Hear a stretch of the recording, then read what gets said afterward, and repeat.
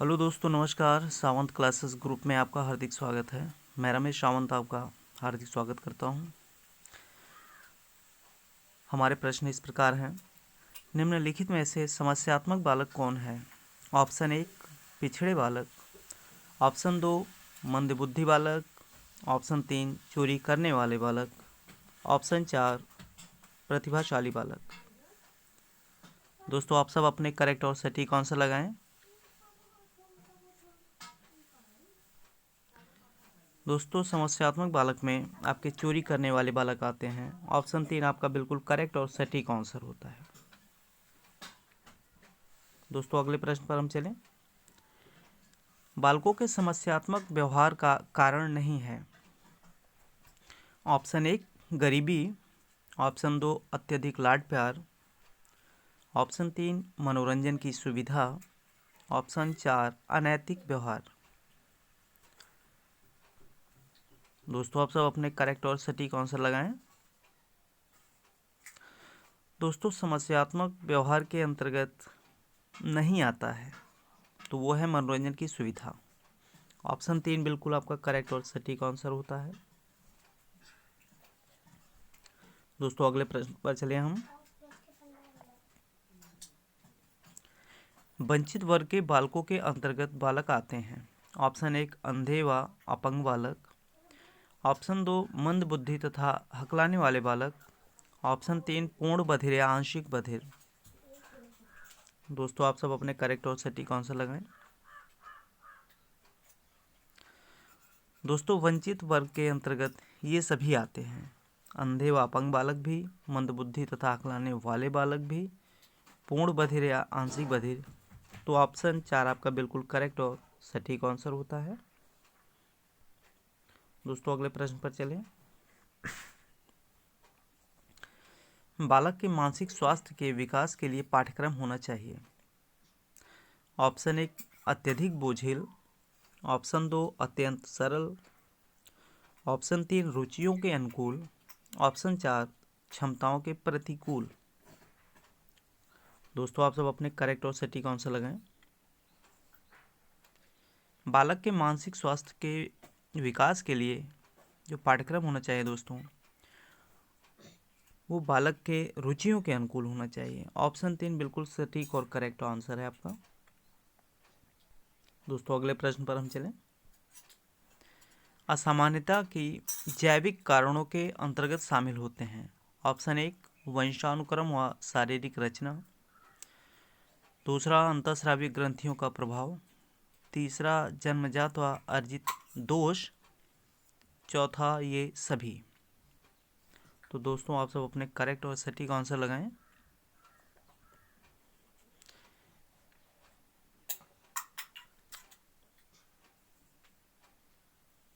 दोस्तों, यहाँ पर आपका ऑप्शन नंबर 4 बिल्कुल करेक्ट और सटीक आंसर होता है। यहाँ पर ऑप्शन नंबर 4 आपका सही हो जाएगा।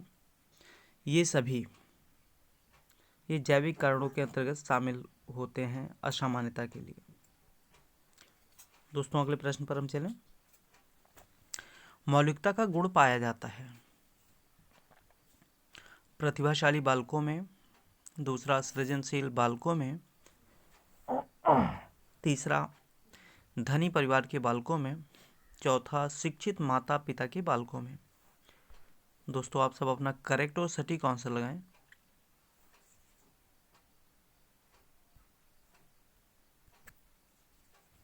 मौलिकता का गुण दोस्तों सृजनशील बालकों में ही पाया जाता है। ऑप्शन 2 आपका बिल्कुल करेक्ट और सटीक आंसर होता है। ऑप्शन 2 अपना लगाएं। दोस्तों, अगले प्रश्न पर हम चलें। विकलांग बालकों के अंतर्गत आते हैं। ऑप्शन 1 नेत्रहीन बालक, ऑप्शन 2 शारीरिक विकलांग, ऑप्शन 3 गूंगे तथा बहरे बालम। अरे सॉरी दोस्तों, ये बालम नहीं, दरअसल यहाँ बालक होगा, इसको आप काट दीजिएगा। ऑप्शन 4 सभी। तो दोस्तों, आप अपने करेक्ट और सटीक आंसर लगाएं। विकलांग बालकों के अंतर्गत ये सभी आते हैं। ऑप्शन 4 आपका बिल्कुल करेक्ट और सटीक आंसर होता है। दोस्तों अगले प्रश्न पर चले हम। विद्यालय में बालकों के मानसिक स्वास्थ्य को कौन सा कारक प्रभावित करता है? ऑप्शन 1 प्रतियोगिता का अभाव, ऑप्शन 2 मित्रता, ऑप्शन 3 अत्यधिक गृह कार्य, ऑप्शन 4 सामान्य श्रेणियाँ। तो दोस्तों आप अपने करेक्ट और सटीक आंसर लगाएं।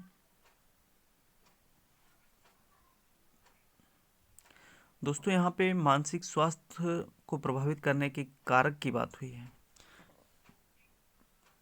तो दोस्तों ऑप्शन 2 यहाँ आपका बिल्कुल करेक्ट और सटीक हो जाता है। यहाँ मित्रता होगा, क्योंकि बालक अपने मित्रों में, अपने सहपाठियों में अंतःक्रिया करता है, तो ये उसे काफ़ी प्रभावित करेगा। ऑप्शन 2 आपका बिल्कुल करेक्ट और सटीक आंसर हो जाता है। दोस्तों अगले प्रश्न पर चलें हम। मानसिक रूप से पिछड़े बालकों की विशेषता होती है। ऑप्शन 1 संवेगात्मक रूप से अस्थिर, ऑप्शन 2 रुचियां सीमित होती हैं, ऑप्शन 3 निरंतर अव्यवस्था का होना, ऑप्शन 4 ये सभी। तो दोस्तों आप सब अपने करेक्ट और सटीक आंसर लगाएं।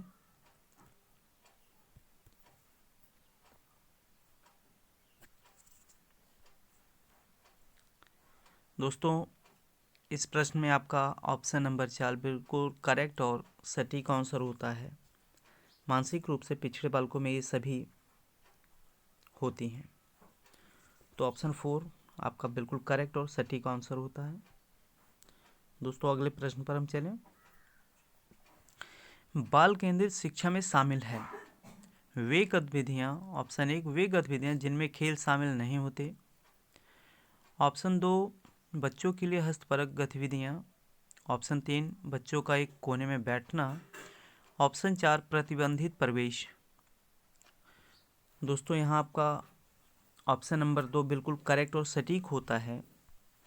बाल केंद्रित शिक्षा में शामिल हैं बच्चों के लिए हस्तपरक गतिविधियाँ। ऑप्शन 2 आपका बिल्कुल करेक्ट और सटीक आंसर होता है। दोस्तों अगले प्रश्न पर हम चलें।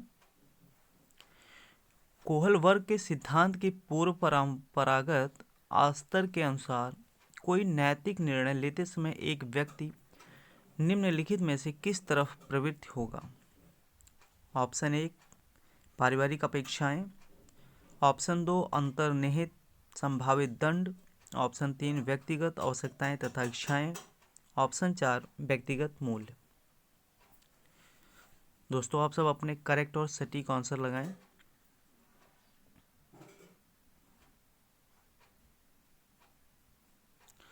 दोस्तों यहाँ पे आपका ऑप्शन नंबर 2 बिल्कुल करेक्ट हो जाता है। कोहलबर्ग के अनुसार अंतर्निहित संभावित दंड की तरफ ही व्यक्ति प्रवृत्त होगा। ऑप्शन 2 आपका बिल्कुल करेक्ट और सटीक आंसर है। दोस्तों अगले प्रश्न पर हम चलें।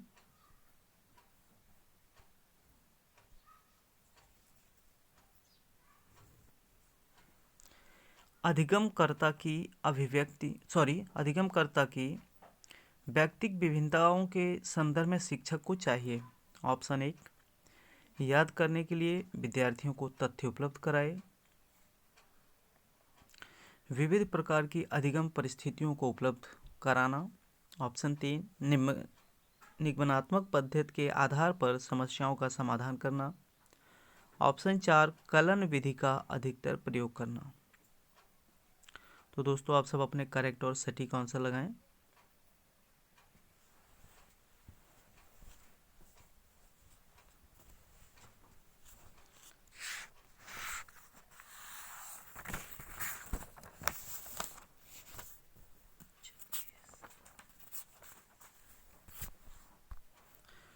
दोस्तों यहाँ पे आपका ऑप्शन नंबर 2 बिल्कुल करेक्ट और सटीक हो जाता है। विविध प्रकार की अधिगम परिस्थितियों को उपलब्ध कराना, ये एक अधिगमकर्ता एक बालक के लिए अनिवार्य है।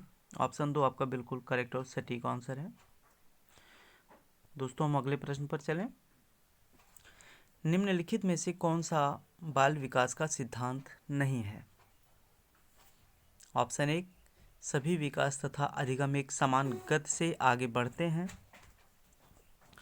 सभी विकास एक क्रम का पालन करते हैं। तीसरा, विकास के सभी क्षेत्र महत्वपूर्ण हैं। ऑप्शन 4, सभी विकास परिपक्वन तथा अनुभव की अंतःक्रिया का परिणाम होते हैं। तो दोस्तों आप सब अपने करेक्ट और सटीक आंसर लगाएं।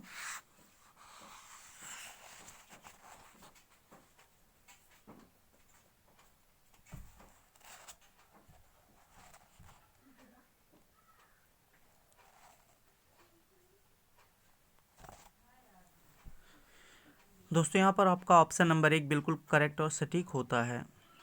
सभी विकास तथा अधिगम एक समान गति से आगे बढ़ते हैं। ऑप्शन 1 बिल्कुल सही है आपका। दोस्तों अगले प्रश्न पर हम चलें। TAT में कितने कार्ड होते हैं?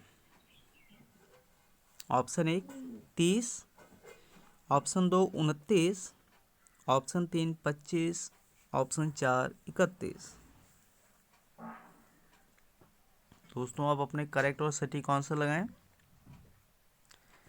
TAT में 31 कार्ड होते हैं। आपका ऑप्शन 4 बिल्कुल करेक्ट और सटीक होता है। थैंक यू दोस्तों, आज के लिए इतना ही। आप हमारे चैनल को लाइक, शेयर और सब्सक्राइब करें। बहुत बहुत धन्यवाद। जय हिंद।